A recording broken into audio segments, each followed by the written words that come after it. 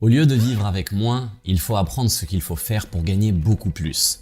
Ce que vous devez faire pour avoir du succès et être riche et prospère est complètement différent de ce que vous avez à faire pour être confortable. Le problème, ce n'est pas que vos objectifs sont trop élevés et que vous les avez manqués. C'est que vos objectifs sont trop bas quand vous les avez atteints. L'équation est simple. Les gens riches font ce à quoi les gens pauvres ne font que penser. Tout le secret de la richesse se trouve dans ce que l'on appelle le schéma financier. Votre schéma financier est tout simplement la façon dont vous pensez, ressentez et agissez par rapport à l'argent. Et cela s'applique à tout le monde, que vous soyez plombier, médecin, PDG d'une grande entreprise ou retraité. C'est la manière dont vous pensez à l'argent. Et peu importe si vous avez beaucoup ou très peu d'éducation, votre schéma financier est la véritable cause de votre succès, échec ou médiocrité financière. C'est ce même schéma qui crée vos habitudes et détermine si vous êtes épargnant ou dépensier, un bon ou un mauvais gestionnaire d'argent, et si vous allez finir par vivre sur un maigre revenu fixe ou que vous preniez une retraite riche. Votre plan financier détermine votre vie financière. Le fait est que la plupart des gens n'atteignent pas leur plein potentiel. La plupart des gens ne réussissent pas. 80% d'entre nous ne seront jamais libres financièrement comme ils le voudraient. Et 80% d'entre nous ne prétendront jamais être vraiment heureux. Et il y a une raison qui expliquerait cela. Et la raison est simple. La plupart des gens sont légèrement inconscients. Ils ne vivent qu'à un niveau très superficiel de la vie. Ils ne se basent que sur le monde visible. Ils ne se basent que sur ce qu'ils peuvent voir. Et ce qu'ils peuvent voir, ce sont les résultats, les fruits, la partie visible. Mais tout résultat, tout fruit trouve son origine dans la racine qui est invisible. Si vous voulez changer les fruits, où allez-vous devoir mettre votre attention? Bien évidemment, dans la racine. L'argent est un résultat de l'habitude financière. Le poids est un résultat de l'habitude alimentaire. Tout est résultat de quelque chose. La richesse est un résultat. La santé est un résultat. La maladie est un résultat. Nous vivons dans un monde de cause à effet, donc ça se résume à ça. Le seul moyen de changer définitivement votre monde extérieur, c'est d'abord changer votre monde intérieur. Le monde intérieur crée le monde extérieur. Vos pensées mènent à vos sentiments, qui mènent à vos actions, et tout cela mène à votre état financier. Chacun de nous a un schéma personnel d'argent et de succès déjà ancré dans son subconscient. Et plus que tout le reste, c'est ce plan qui déterminera votre vie financière. Cela signifie que vous pouvez être le meilleur homme d'affaires, meilleur négociateur, vous pouvez être le meilleur vendeur, vous pouvez tout savoir sur les actions, les obligations et les autres types d'investissements, si vous avez le bon schéma financier. Les gens qui deviennent millionnaires ont un plan financier prédéfini qui leur apporte du succès. De l'autre côté, nous avons les gagnants du loto. Nous avons tous entendu ces histoires, des gens qui gagnent 5, 10, 50, 100 millions d'euros. 5 ans plus tard, la moitié d'entre eux sont revenus au point de départ comme s'ils n'avaient rien gagné. Parce que leur schéma financier est réglé pour les tirer vers le bas. Voici une histoire époustouflante de la veuve qui a tout perdu. L'histoire raconte qu'elle et son mari avaient économisé toute leur vie pour leur retraite. Et ils s'en sortaient plutôt bien. Mais à la minute même où son mari est décédé, les choses ont commencé à se dégrader rapidement. Leurs investissements ont commencé à diminuer. Le plan de retraite s'est asséché et les factures sont toutes arrivées à échéance en même temps. En 60 jours, elle était pratiquement sans un sou. Il a été découvert qu'elle avait grandi dans la pauvreté et qu'elle avait vu ses parents vieillir dans la pauvreté. En posant quelques questions, T. Harv Eker a compris que le schéma financier de son mari était conçu pour une réussite convenable, mais que le sien était conçu pour une rupture totale. C'est ce qui s'est passé. Le schéma financier est formé sur la base de la programmation que vous avez reçue dans le passé, en particulier lorsque vous étiez enfant. Quelques-unes des principales sources de cette information sont les parents, les frères et sœurs, les enseignants, les médias, la culture, les amis. Le problème, c'est que la plupart d'entre nous ont été formés par des personnes qui n'avaient pas beaucoup d'argent ou qui avaient des problèmes émotionnels à ce sujet. Et leur façon de penser est devenue notre façon de penser. Vous avez sûrement entendu que l'argent est la racine de tous les maux, les gens riches sont avides, il faut travailler dur pour gagner de l'argent, vous ne pouvez pas être riche et spirituel en même temps, l'argent n'achète pas le bonheur, l'argent n'apporte pas l'amour, l'argent ne pousse pas sur les arbres, il faut de l'argent pour faire de l'argent, on ne peut pas se permettre, etc. Ensuite, des expressions comme l'argent de retraite, la caisse de sécurité sociale et le conseiller financier. Vous avez été conditionné par des simples schémas et cela peut changer. Tout d'abord, il est important que vous sachiez que tout changement commence par une prise de conscience. Il est très difficile de changer quelque chose sans savoir qu'elle existe. Voici un bon exemple. Les gens riches sont avides, et on peut changer ça par cette expression. Les gens riches peuvent aussi être généreux. Il faut de l'argent pour faire l'argent. Non, il faut de la créativité pour gagner de l'argent. Des dizaines de milliers de personnes immigrent avec rien, et en quelques années, ils deviennent riches. Ils n'avaient rien du tout au départ. Il faut être assez créatif pour gagner de l'argent. Rappelez que vos pensées mènent à vos sentiments, qui mènent à vos actions, qui mènent à vos résultats. Voici la première leçon. Les personnes riches et qui réussissent croient « Je crée ma vie, je réussis ». Les gens pauvres croient « Je subis ma vie ». Si vous voulez créer un véritable succès, il est impératif que vous croyiez que vous êtes au volant de votre vie. Vous devez croire que vous êtes celui qui crée votre succès. C'est vous qui créez votre médiocrité et c'est vous qui créez vos difficultés financières. Mais au lieu d'assumer la pleine responsabilité de leur vie, la plupart des gens jouent plutôt le rôle de la victime. Les victimes laissent généralement des indices indélébiles. Ils blâment l'économie, ils blâment leur entreprise, ils blâment le marché boursier. Ils accusent le marché de l'immobilier, ils blâment la ville où ils vivent, ils blâment les taxes, ou le gouvernement, ou leur employé, ou leur employeur. Ils blâment leur directeur, ils blâment leur partenaire, ils blâment leur ligne ascendante, ils blâment leur ligne descendante. Ils accusent leur mari, ils accusent leur femme, leur petit ami ou leur petite amie. C'est toujours quelque chose d'autre, c'est toujours quelqu'un d'autre. Et se disent à la fin, vous savez, l'argent n'est pas si important que ça. Se plaindre est la pire chose que vous puissiez faire pour votre santé ou votre bien. La pire. Pourquoi ? Il y a un principe universel qui dit que ce sur quoi vous vous concentrez se développe. Si vous vous concentrez sur ce qui ne va pas dans votre vie, qu'allez-vous obtenir en plus grande quantité ? Vous allez obtenir plus de ce qui ne va pas dans votre vie. Vous vous transformez en un grand aimant à ordures. Et avez-vous déjà remarqué que les personnes qui se plaignent ont généralement une vie minable ? Voici donc quelques étapes riches qui vont changer votre schéma directeur et changer votre vie. Tout d'abord, ne vous plaignez pas.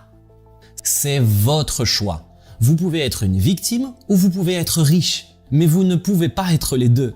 Donc vous choisissez parce qu'à chaque fois que vous blâmez, justifiez ou vous plaignez, vous ne coupez pas seulement votre avenir financier, mais aussi votre bonheur et votre santé. Voici une autre étape en plus de celle-ci. Commencez à prendre l'entière responsabilité de tout ce qui se passe dans votre vie, surtout quand il s'agit de votre argent. Vous devez vous dire « Je suis l'acteur de mon succès financier ». Voici un exercice.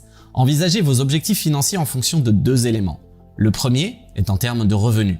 La deuxième est en termes de valeur nette. Et prenez un moment pour y réfléchir. Disons que l'un de vos objectifs financiers en matière de revenus est de gagner 100 000 € par an. Ni bon, ni mauvais. Dites simplement 100 000 €. Et disons que votre objectif pour votre fortune nette est de 1 million d'euros. Maintenant, voici un autre secret de la richesse qui est la deuxième leçon. Les gens qui sont riches et qui réussissent jouent au jeu de l'argent pour gagner, alors que la plupart des gens jouent pour ne pas perdre. La plupart des gens jouent le jeu de l'argent de manière défensive au lieu de le jouer offensif. En sport, chaque fois que vous jouez un match strictement en défense, quelles sont vos chances de gagner ce match ? Très minces et très inexistants. Et la préoccupation première de la plupart des gens sont la survie et la sécurité. Alors quel est votre objectif ? Quel est votre véritable objectif ? Quelle est votre intention ? L'intention des gens riches est de créer l'abondance. Alors que la plupart des gens, leur intention est d'avoir assez d'argent pour payer les factures ou juste s'en sortir. Ou encore cette phrase « Je veux juste gagner de l'argent et avoir une vie décente ».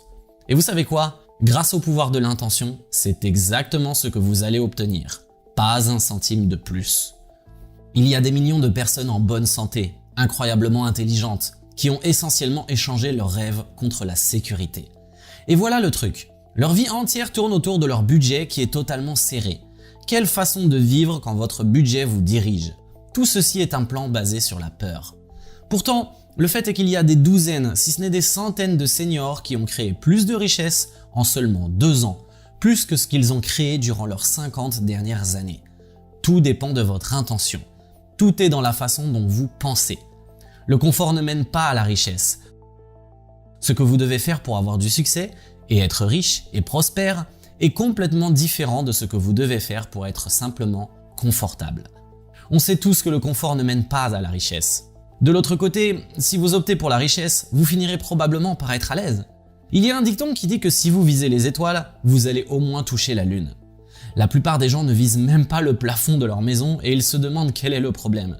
Le problème de la plupart des gens est le suivant. Ce n'est pas que vos objectifs sont trop élevés et que vous les manquez, c'est que vos objectifs sont trop bas et que vous les avez atteints. T. Harv Eker dit que vous devez réécrire vos objectifs financiers et il veut que vous ajoutez un 0 à chacun de vos objectifs. Pour l'exemple qu'on avait pris précédemment, au lieu de viser un revenu de 100 000 € et une fortune nette de 1 million d'euros, visez plutôt un revenu de 1 million et une fortune nette de 10 millions d'euros. Et quand vous regardez ces nouveaux objectifs, comment vous sentez-vous? Quelles sont les pensées qui tournent dans votre tête? Combien d'entre elles pourraient vous mettre un peu mal à l'aise? Est-ce que ça pourrait être un peu effrayant, un peu irréaliste? 1 million d'euros par an? Une fortune de 10 millions de dollars? Qui en a besoin? Je vais me tuer en faisant ça. Je ne veux même pas essayer de le faire. Je n'aurai pas le temps pour autre chose. Je suis trop vieux. Je ne sais pas comment faire. J'enlèverai de l'argent aux autres en faisant ça. Quel que soit le but que vous vous fixez en regardant ces deux nouveaux objectifs, votre schéma financier est la seule chose qui vous empêche d'avoir de plus gros chiffres. Alors voici l'étape du changement. Fixez-vous comme objectif de décupler vos revenus et votre fortune actuelle. Et en vous fixant comme objectif de décupler vos revenus et votre patrimoine actuel, vous vous engagez à aider 10 fois plus de personnes que vous ne le faites actuellement. Et cela vous permettra non seulement de gagner beaucoup plus d'argent, mais aussi de donner un nouveau sens à votre vie. Nous avons beaucoup parlé d'argent et de richesse, mais la vérité est que beaucoup de gens n'ont jamais grandi avec le désir d'être riches.